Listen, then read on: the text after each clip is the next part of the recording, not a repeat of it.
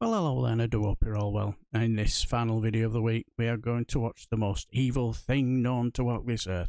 Yes, our Home Secretary, Priti Patel, as she's beautifully schooled over a forever use of the word illegals. You know, when she's getting all the gammons frothing when she wants to push them all refugees all out to drown. You know, and she gets beautifully schooled over this by SNP MP C McDonald. He also exposes her determination not to show how much her controversial borders bill will cost. And where are these safe routes for these vulnerable people as well? Enjoy. I'm going to take Stuart McDonald next. Thank you, Chair. Thank you, Home Secretary and Permanent Secretary and Deputy Permanent Secretary. Could I just ask, where in the Nationality and Borders Bills is there any mention of safe legal routes? Probably none. Home Secretary just mentioned. Actually, the new plan for immigration and the work that we're doing in the new plan for immigration bill. Well, the new plan for immigration, as I've mentioned many, many times. Oh, it was just that you mentioned there that it was in the Nationality and Borders Bill. Because the two are linked, the Nationality and Borders Bill and the new plan for immigration. That is the government's strategy in terms of reforming illegal migration, the changes that we're bringing in, stopping the pull factors, and also about our returns and removals bill. Fine.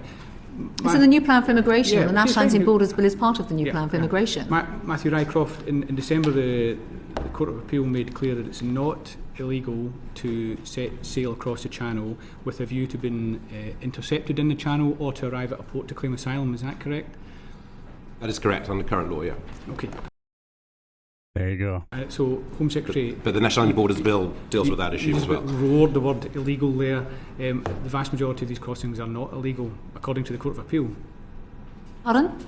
The vast majority of these crossings are not illegal, despite the fact that you just about roared it there at the top of your voice, and that you use that word all the time. Most of these crossings are not illegal, according to the Court of Appeal. Well, they're dangerous crossings, clearly. Yeah, but they're not illegal. That's the question I'm asking. Actually, to be quite frank, let's just be very clear about what we are speaking about. Mm-hmm. As a government, our policy, we are absolutely working to stop dangerous crossings, but also tackle the issue of illegal migration. Illegal entry and illegal migration and illegal entry to the United Kingdom are linked.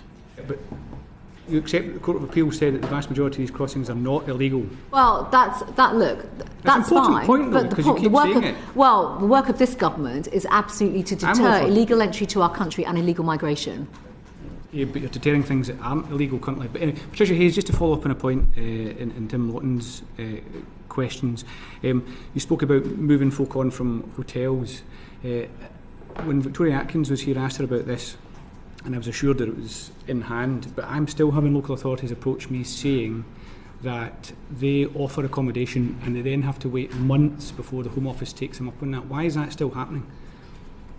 So that's not what we think is happening, and if there are individual local authorities that are having this experience, then definitely send them in our direction. The reason that we've set up these new communication mechanisms is so that we can work with local authorities and accommodation providers as quickly as possible. Sometimes I think we're facing issues where the kind of accommodation which is being offered may not fit what's needed for a particular family in a particular place. You're monitoring the length of the time that these things are turned around. So I don't think we're collecting data on every single time our local authorities in touch with us about accommodation.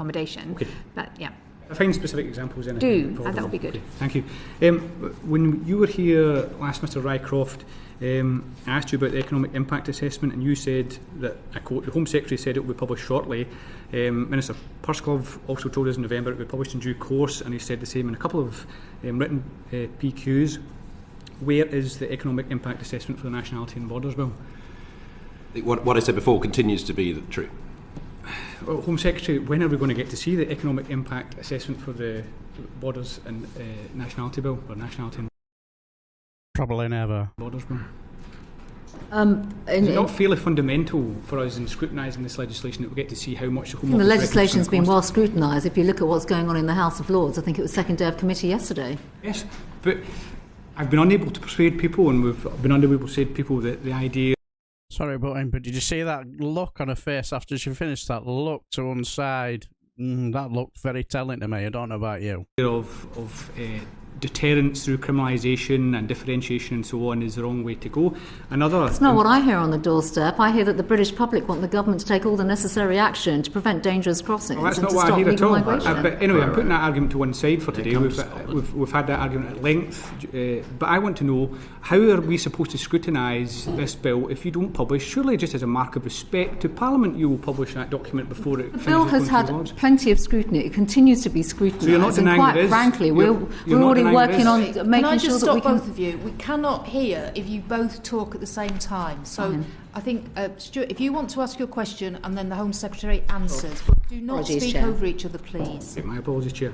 So there is an economic impact assessment, but you are saying to this committee you are not going to publish it. Well, I'm saying that the bill has had scrutiny. The costs of the asylum system are published and well known. Why don't you just say, no, we're not? The costs of everything that we do in the immigration space and the impacts of immigration, legal and illegal, are all published. There are plenty of government sources where this information is out in the public domain.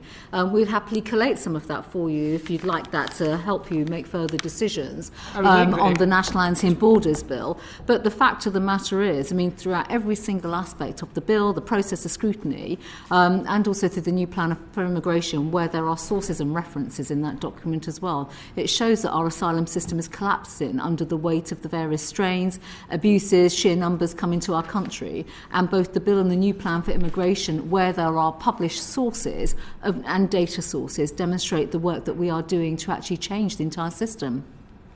Yeah, the bumper sticker answers, you know, the sheer weight of numbers, and we're being invaded and it's been collapsed. I just call that bumper sticker answers.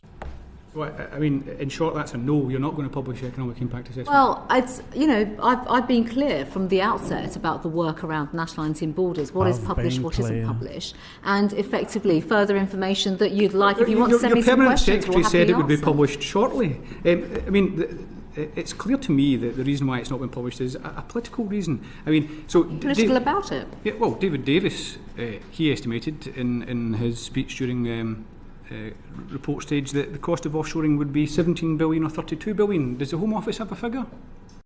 Did you notice she was chewing her tongue there or her lip? She'd want up her. So I'm not sure where that figure has come from, but I'd be very happy to circulate to the committee a wide range of costs in terms of asylum processing, the costs of the British taxpayer, which will demonstrate that the measures that we are bringing forward with the National Anti-Borders Bill are absolutely essential, not just in terms of long-term savings for the British taxpayer, but actually tackling some of the systematic issues that have caused the major strains and the collapse of our asylum system. Secretary, we are well aware of what is published in terms of the cost of the asylum system currently. What we are interested in is the estimate that you quite clearly have on your desk of the cost of the measures that you are proposing to implement, and you're asking us to vote for them without telling us what you think those costs are.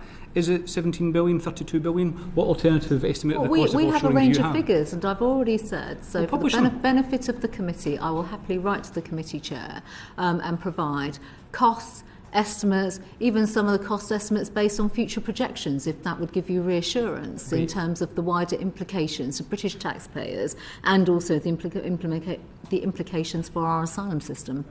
Incredibly helpful, and can we get it very soon so that it can form the House of Lords in its consideration? Of course. And so next couple of weeks? I'm sure we can make that possible. That's helpful, thank you very much indeed. I have a lot of time for Scott C McDonald. He seems a compassionate type, and he seems to be all well over his briefs and quite an impressive fella. And I still remember the time he schooled our Tom Purdsglove over the Rwanda deal. That was brilliant. Especially when he said the term, "This is for the birds." Brilliant. And yes, I thoroughly enjoyed that. And I thoroughly hope you enjoyed the first video this morning.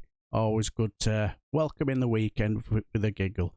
So I shall leave this video here, and I shall wish you a fantastic weekend.